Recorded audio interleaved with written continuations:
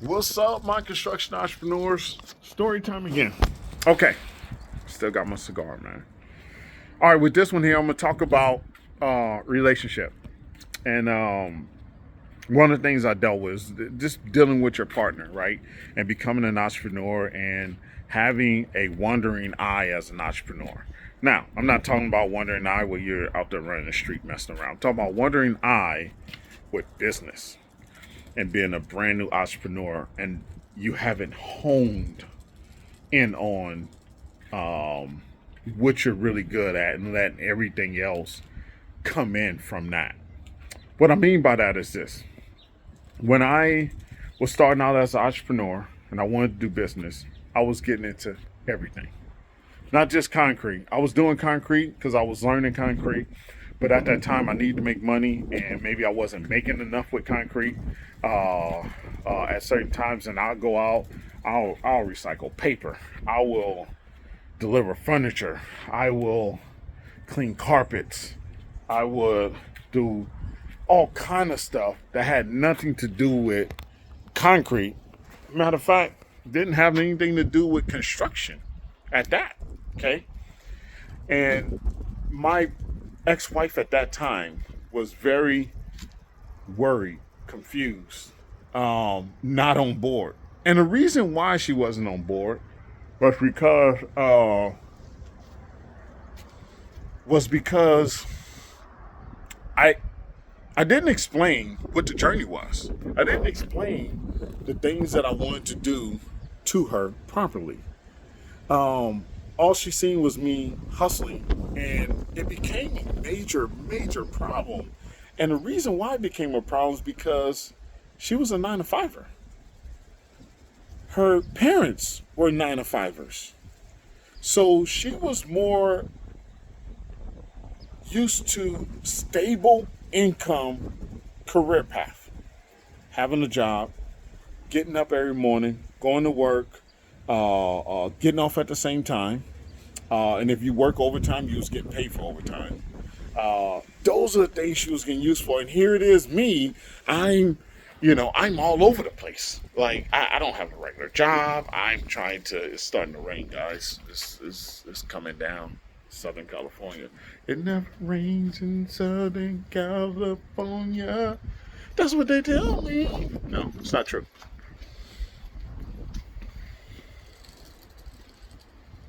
Okay.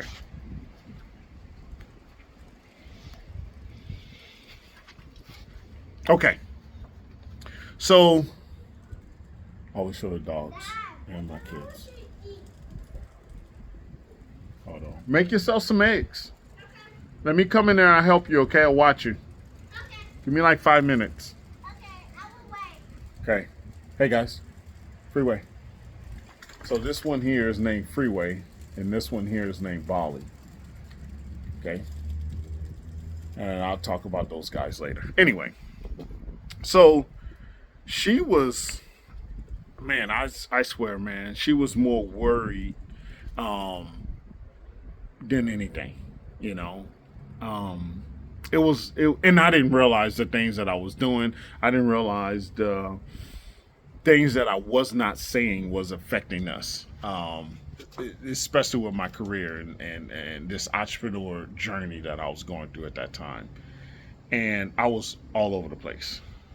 Um, and then also, too, remember I said before in the earlier story where I was doing jobs and already beating myself up.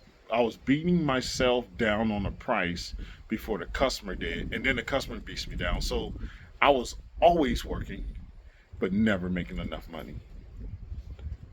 Not enough as much as I was gone, much as I was away from the house, as much as you would think that I would make, you know. Definitely not as much as I'm making now, right?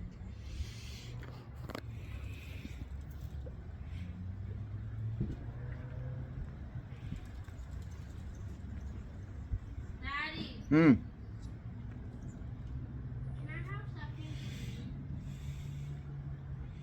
Give me 5 minutes. Let me finish my video.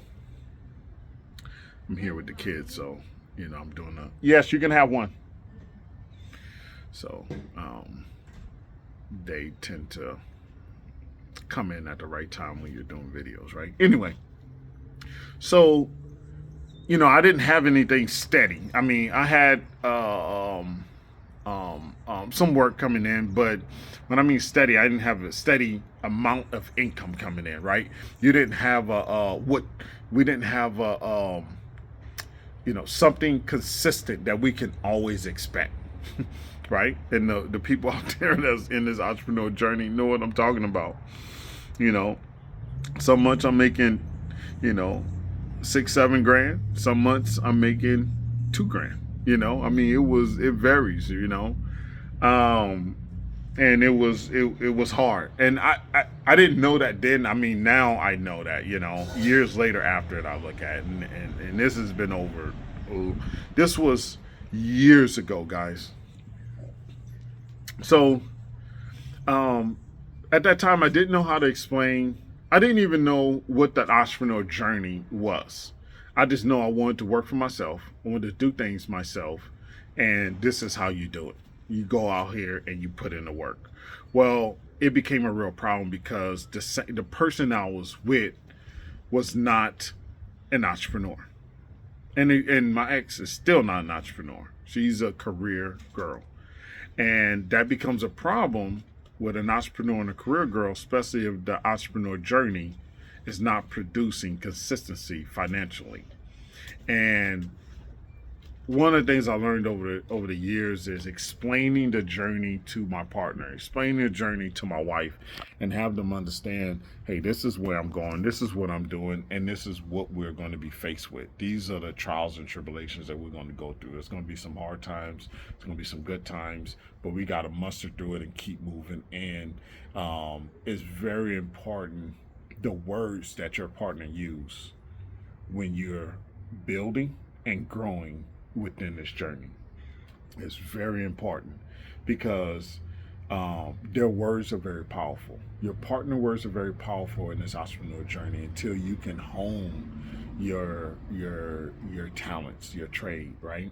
Once you hone your trade, it's good to stay within your trade and then seek the opportunities that come, kind of like a Ferris wheel, right?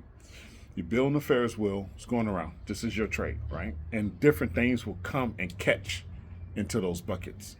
And you ride those things out with everything that you have learned and know, right? So that's one of the things I'm doing. Like I do concrete, right? Now I'm jumping into insurance work. Well, I'm adding that to the bucket of what we normally do as far as business, right? And then you grow that way. But in the beginning, you don't have that Ferris wheel. You're still trying to figure things out. You're still trying to make money. You're trying to do things to bring an income in, create that financial world that you want, right? With no issues. And sometimes with that, your other partner, they don't understand that journey. They're not saying the right things to get you motivated at the right time. That's why we have to do a lot of self-motivation as entrepreneurs, especially entrepreneurs that's on the journey in the beginning. Or you may not even be on the journey in the beginning. Sometimes you be on this journey for 20 years and still haven't figured it out. Or maybe not have that energy to do the other things that you need to do to grow your business. But at the same time, having a supporting partner, a partner that understands that words are powerful and know how to push you, to motivate you, is golden. Very golden. Because during my days when I was doing that, I had to learn a lot of self-motivation where I was motivating myself doing those rides to those jobs, motivating myself when I collect the last check and I realized I only made $300 out of this job, motivating myself when I was going to go get the next job with the next customer. And those were the hard times. Those were the challenging times where you had to go to your partner, your spouse, and say, hey, I'm not going to make this bill. This is not going to be paid from that job that I said that was going to pay this. And those are hard conversations that it became very challenging for me to have during that time, right? And And I had to realize that, you know, a lot of this stuff needs to be talked about. A lot of this stuff need to be explained. What'd you say? No, eat something. Then you can have a brownie. He already ate. Have some pizza. Okay, I would make some in. Once you come in. 10-4. So I'm gonna let you go. I'm already 10 minutes in, but um, your partner will never really understand what you actually go through if they haven't been through it, and they can't read your mind. And a lot of times they're just acting from just not knowing, just being insecure with not knowing, being unclear on the things that are unstable, the financial part being unstable, you having consistent work being unstable, right? And sometimes it works out where you got something, you got to get going for 5 years straight, and then on the 6th year things slow down, and then you never had that conversation. Now things are terribly bad. Financial things that come into the relationship, bad financial traits that come into a relationship at any time usually is bad for everyone. And if you don't have a clear understanding, or that person don't have a clear understanding on what your purpose, what your goal is, and you being, you know, that was another thing, is that all the time I wasn't focused. All the time I wasn't consistent. All the time I wasn't in it. All the time I wasn't determined. And those are things we deal as entrepreneurs, and people that are entrepreneurs don't understand that. I'm not always happy go driven, motivated to the 10th. Sometimes I'm down. Sometimes I'm in the middle. Sometimes I'm high, you know? And a lot of people that don't go through that journey don't understand the highs and lows of those emotions being an entrepreneur on your journey, trying to hone your talents. And that's the part you need to get to, is that I think it's okay with jumping into different things. But I would say this, looking back, one of the things I would give is keep the main thing the main thing. If you have a trade, get that trade, hone that trade, do everything that trade does. Even if you have to learn parts of that trade, do everything that trade does within that trade. Okay, I don't mean that, you know, as a concrete guy, you have to do tilt ups and structural concrete. Okay, those are two different areas of concrete. Okay, you don't have to do that. What I mean is that if you're a framer, you do metal stuff framing and you do wood framing. Okay, learn both. That's what I'm saying. Learn both. Learn that trade in its entirety. You know, if you do concrete, learn structural and flat work concrete. Learn that. Okay, and get that down and hone that in. That way you can create a steady income doing that. And then you can add those other things in.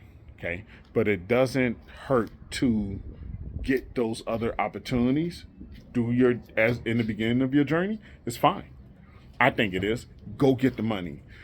Go get it. But let that spouse know. Matter of fact, have them watch this video. Let them know that, hey, I'm trying.